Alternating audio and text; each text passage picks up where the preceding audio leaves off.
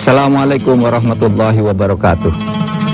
Para pemirsa, ketika pada awal-awal Nabi Muhammad Rasulullah Sallallahu Alaihi Wasallam mendirikan negara dan memimpin negara yang disebut negara Madinah, yang dibuat pertama kali oleh Nabi Muhammad adalah Piagam Madinah, yang isinya itu dimulai dengan kalimat Hada Kitabu Muhammad Rasulullah.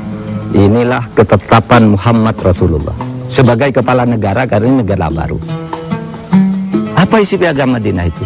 Isi Piagam Madinah itu memberi perlindungan sepenuhnya terhadap harta dan jiwa orang-orang yang tidak beragama Islam di bawah kekuasaan negara Islam. Tidak boleh, kata Nabi Muhammad, hanya karena orang tidak Islam lalu dibunuh. Kita harus hidup rukun bersama orang-orang yang beragama lain. Nah, itulah jalan toleransi. Satu hal yang menarik juga pemirsa, ketika Nabi Muhammad kembali ke peristiwa Fathu Makkah, ketika kembali masuk ke Makkah sesudah terusir dan hijrah selama beberapa tahun, kembali ke Makkah dengan kekuatan yang besar. Orang-orang Mekah pada takut semua. Muhammad sekarang sudah kembali dengan kekuatan besar, kita bisa dibunuh semua. Semuanya ketakutan karena dulu penghuni Mekah itu adalah orang yang menganiaya Nabi Muhammad dan pengikut-pengikutnya. Tetapi kemudian Nabi Muhammad mengumumkan, barang siapa masuk Masjidil Haram aman.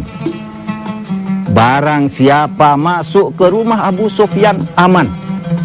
Tahu siapa Abu Sufyan itu? Abu Sufyan adalah musuh besar Islam. Dialah yang membunuh Hamzah. Istri dia, Hindun, membunuh Hamzah dengan sangat kejam. Tetapi oleh Nabi Muhammad, begitu beliau berhasil menaklukkan negerinya Abu Sufyan, dia katakan siapa yang masuk ke rumah Abu Sufyan aman. Musuhnya sendiri dijadikan tempat berlindung. Bayangkan, itulah sebabnya kemudian Abu Sufyan masuk Islam. Pemirsa, yang terpenting dari ini adalah bahwa Islam itu memesankan ajaran toleransi. Toleransi, tidak boleh sewenang-wenang hanya karena musuh tidak Islam lalu dibunuh. Tidak. Dulu Salahuddin Al-Ayyubi juga tidak membunuh orang-orang Kristen yang tidak memusuhi dia ketika terjadi perang salib. Semuanya bersaudara, sesama manusia. Nah, itulah sebabnya di dalam Al-Quran itu dikatakan jangan suka usil terhadap agamanya orang lain. Karena begini, Allah berfirman di dalam surat Al-Mulk itu, walau sya'allahu laja'alakum ummatan wahidah walakin liyabluwakum fima atakum fastabiqul khairat. Seandainya Allah itu menghendaki, seandainya Tuhan itu menghendaki, maka menjadikan manusia itu sama itu gampang. Namanya Tuhan, masa membeda-bedakan? Semua jadi Islam bisa.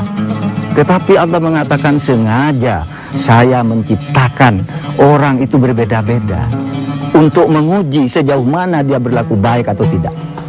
Fastabiqul khairat. Oleh sebab itu jangan suka usil kepada orang yang beragama lain, tetapi berlomba-lombalah kamu dalam membuat kebaikan dalam agama apapun. Engkau itu.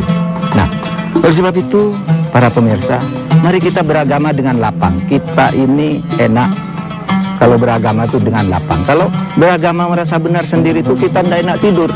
Dan orang yang tidur tidak enak itu berarti beragamanya salah. Karena agama itu akan menimbulkan ketenangan.